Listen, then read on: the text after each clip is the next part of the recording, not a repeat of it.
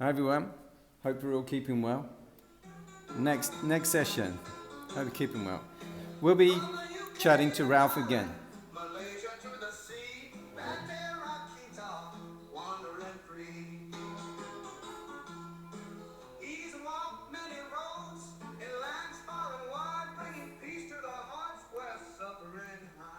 Hi Ralph, are you in the house? I'm here, Vontae, ready to roll. Looks like Jeff's still missing. Probably running late as usual. Shall we kick things off without him? Yeah, let's go ahead anyway and see. He might show up. Probably again stuck in traffic like last time. Never mind. You've got heavy weather over there, so yeah, let's go. So, what's the topic and what's the tactic for today's session then?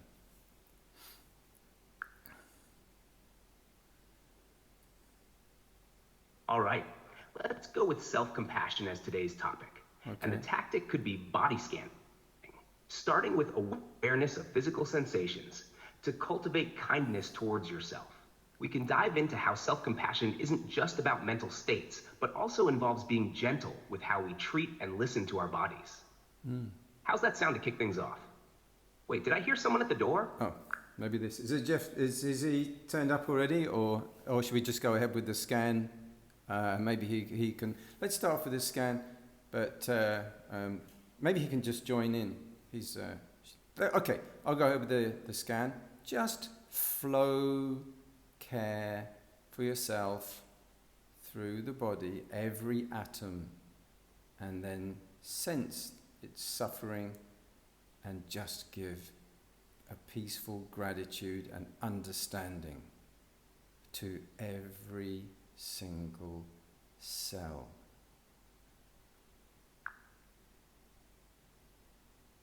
Yeah, let's go with that. Flowing care through the body, tuning into every cell, and offering peaceful gratitude. As you guide them through, remind them that every part of the body is worthy of that compassion, even the places that feel tense or uncomfortable. Oh, wait, there he is. All right. Yeah, I'm here. You started without me, and I get the wooden chair again. What's with this setup, Ralph? Ah, Jeff, right on cue. Shall we keep going, Vontae? Yeah. Hi, Jeff. All right. We'll go ahead with Yeah, the. hey, don't mind me. Just sitting here uncomfortable as usual. Oh, and now I'm hearing it. He's British, isn't he? What's a British guy doing being a monk? Shouldn't you be a tea or something? All right, Vontae, we're all here now. Shall we continue with the body scan? Jeff can try and catch up if he's not too busy grumbling. Let's go ahead with the body scan, if that's okay with you, Jeff. Peace within, throughout the body. Yeah, sure, whatever. I'll try not to complain too much. Just don't expect me to get all zen over here with this chair, wrecking my back. All right, Vontae, let's keep flowing through that scan. Guide us with that peaceful gratitude, and we'll see if Jeff can manage to relax for once. Okay. If Jeff's okay with that and the chair, then we will go flowing through the body, All right, every cell, Vontae, and let's continue with the scan. Just flow that sense of care and gratitude through each part of the body, yeah, offering compassion to every part, right. from the tips of the toes to the top of the head. Let the tension release as you go. Yeah, I'm trying, but my back ain't exactly feeling the love right now. Jeff, just focus on the scan. Yeah, okay.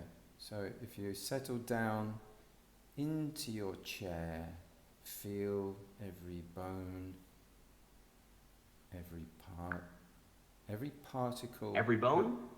Yeah, well, I sure feel something with this chair. All right, Vontae, continue guiding us. Okay. We're settling into the body now, feeling that connection with every bone and letting the body relax. Let's carry on with that peaceful gratitude flowing through each part. So the receptive part of the mind, which knows the peace that comes with noble silence. Yeah, the part that knows. Not sure mine's tuned in right now, Ralph, but I'm trying. All right, Vontae, carry on. The receptive part of the mind that simply knows. No judgment, just awareness. Let it gently observe every sensation, bringing that kind, compassionate attention to the body. Ralph, can you shut him up? I mean, he's your cousin. Okay, all right. The audience might not be able to follow the the guided meditation at that point then. Hey, I'm just trying to participate here. Cousin Ralph always gets the good seats and better mics. All right, I'll zip it for a minute. Right, Bante, let's refocus. We're tuning into the receptive mind, bringing that peaceful, non-judgmental awareness back into the body. Smooth flow, calm, and deep attention. Let's keep it clear for the audience. That's why concentration is so important, and restraining the speech and... Concentration. Yeah, I get it, Ralph. I'm concentrating in on not falling off this chair. Okay, Bante, back to you. All right, back to me. All right, should we move on to a different topic? Yeah, let's try to visualize. Well, let's go for a new topic then. All right. Shall we go deeper?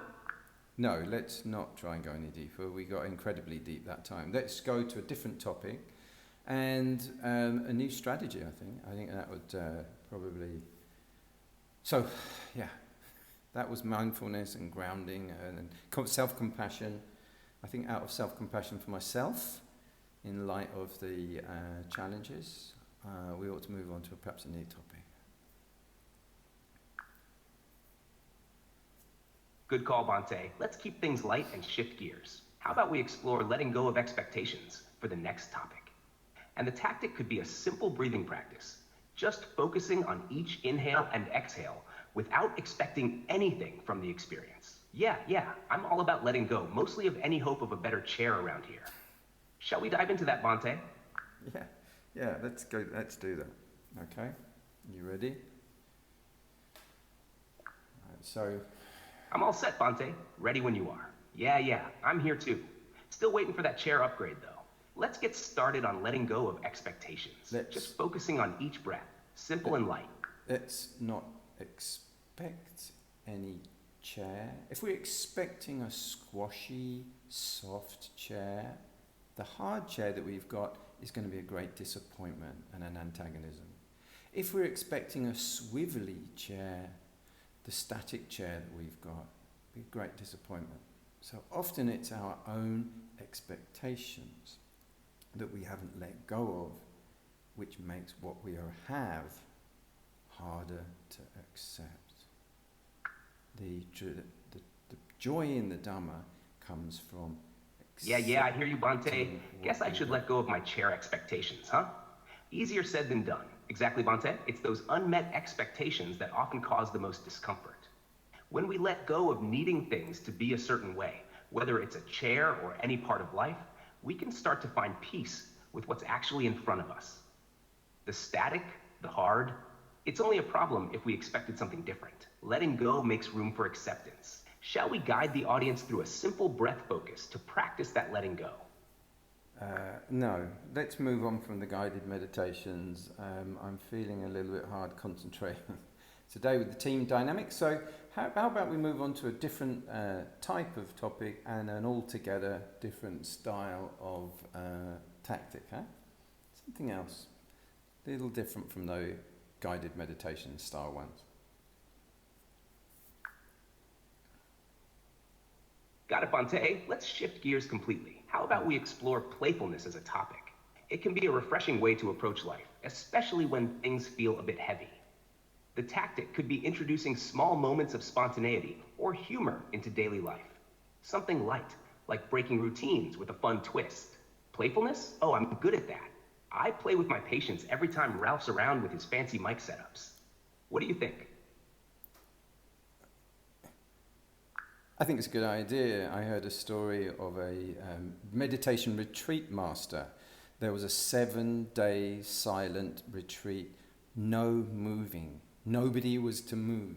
There was only sitting. It was like really hard, strong Zazen style, forcing ourselves through to day 7. And just as the bell was about to be rung for the very final moment of the retreat, the master looked up and said, "We will do 24 more hours."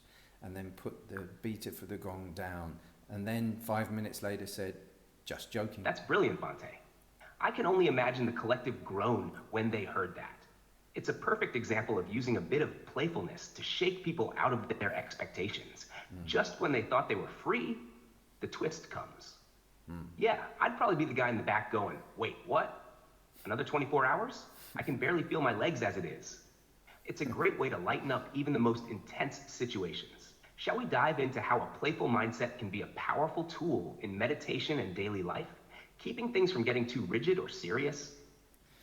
Actually, this is a key factor. Even the Buddha had a sense of humour. He often quite used quite a dry sense of humour in many different things. I could give you some examples, but one of the things is the 4 steps to success, the 4 iddhipada.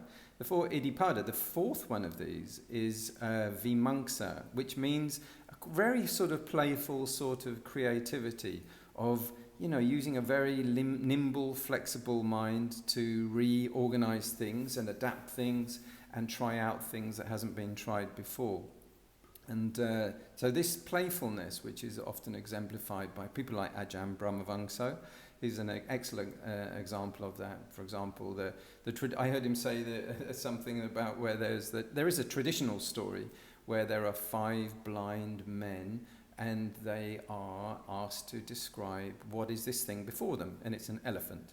So they all, touch different parts of the elephant, and one said it's like a broom handle, because he got the tail, and another one says, it's like a tree trunk of a palm tree, because he got the elephant's trunk, and so on. And they all describe totally different things, and they all say, no, I know what it is, the point being that so on.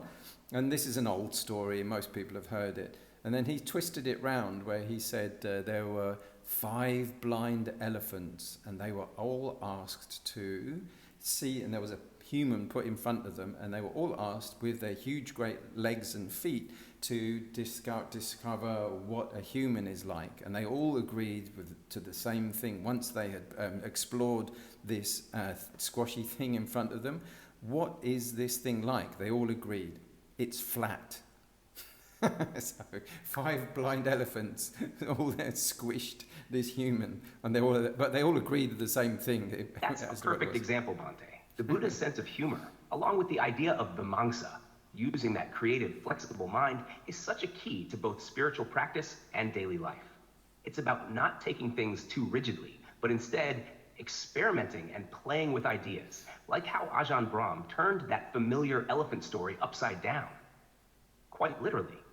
With the blind elephants and the flattened human. It's a brilliant way to show how perspectives shift depending on the approach, and it adds levity, breaking the seriousness of the moment. Yeah, I'd definitely be the guy thinking, what? The human is flat now? You can't make this stuff up. But hey, if elephants say it, who's gonna argue? That playfulness keeps things from getting too heavy or dogmatic.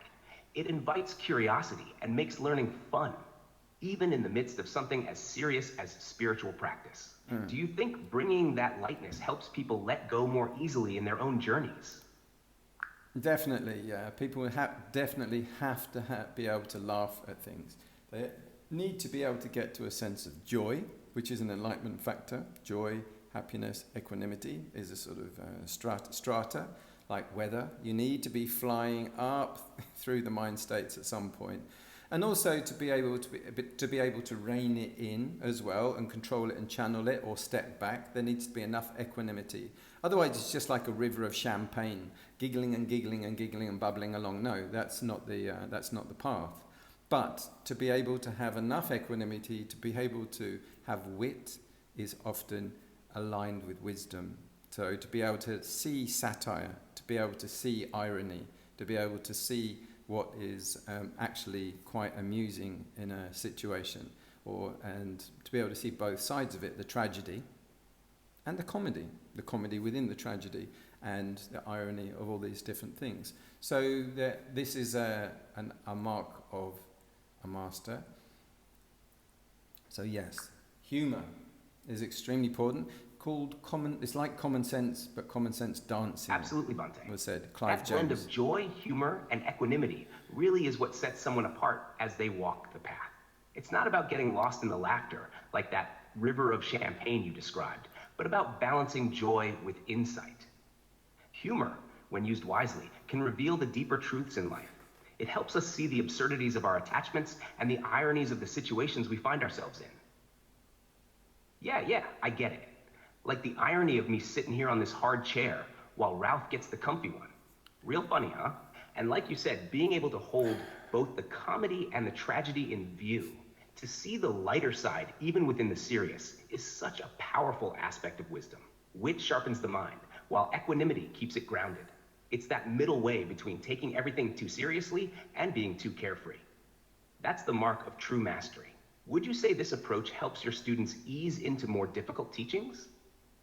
Well, an enormous tragedy such as Jeff is enduring with the suffering of actually having a wooden chair and not getting the swivelly, soft, comfy one and the cool microphone that he really wanted, that's tragic. There's some great disaster on an international scale at play in this case.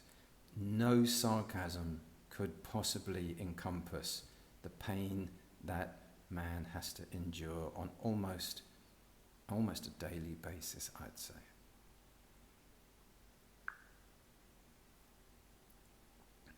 Thank you. Finally, someone sees the real suffering I'm dealing with here. It's not just a chair, it's a global crisis, Ralph. The least you could do is swap mics with me. Oh, Bante, you've got it spot on. Jeff's daily trials are indeed monumental, at least in his own mind. No amount of sarcasm or wit could do justice to such a profound struggle. But on a serious note, humor really does help ease the weight of life's little and big discomforts. It's amazing how, through a bit of laughter and lightness, we can shift even the most mundane grievances into something more bearable. When we can laugh at our suffering, even Jeff's tragic chair crisis, we find a way to endure with grace. Wouldn't you say? Yeah, that's great. Okay, guys, are you okay if we just wind it up now? Let's say hasta pronto and see you next time, guys. Thanks very much for showing up, Jeff, and making it through the traffic. Glad you could find a car parking space in time, and great to see you. We'll see what we can do over there, Ralph. You know, like maybe a cushion on the chair. I don't know. I'm sure that our compassion couldn't be extended for your great, tragic suffering that you have to endure. It's something no person should have to go through in this day and age.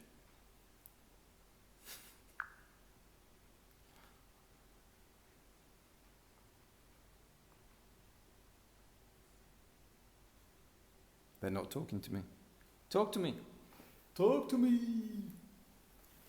All right, don't then.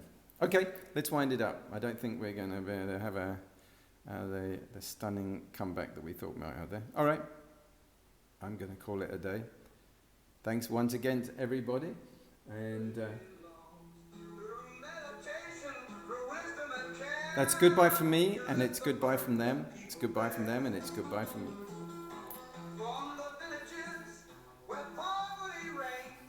Classrooms where young hearts are trained. He raised the funds, he gave the aid in the name of a Buddha. His path was laid. You notice how they do that, don't they? On the 9 o'clock news or whatever, when the lights go down, they go. Do you think they're actually speaking anything? They're saying anything or not? They probably. They shuffle their papers, don't they? I've got some papers I can shuffle.